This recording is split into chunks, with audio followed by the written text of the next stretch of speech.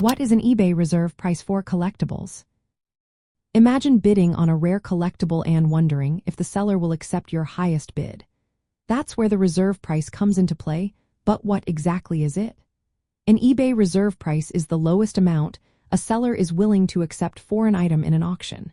It acts as a hidden line in the sand that bidders cannot see but must meet or go above for the item to sell.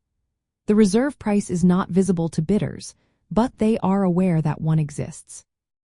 If the bidding does not reach this hidden threshold, the item will not be sold, even if the highest bid is close.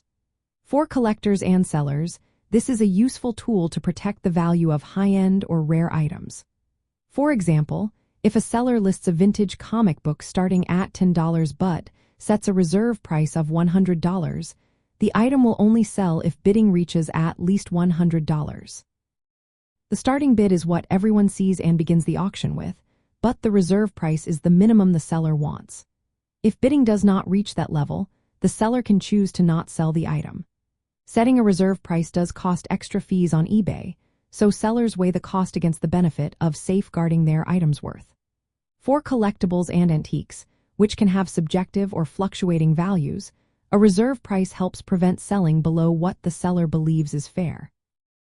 Sellers of high-value collectibles often use reserve prices more frequently, especially for items worth over $25. For lower-value items, reserve prices might scare off bidders because they could seem like hidden high prices. Auctions with reserve prices usually run for 1, 3, 5, 7, or 10 days, giving enough time for bidders to compete. When bidding, buyers see that a reserve price exists but not the amount, which can create a sense of competition to reach or surpass that unknown number. Overall, setting a reserve price can be a smart move for sellers in the collectibles market who want to ensure they get a fair price.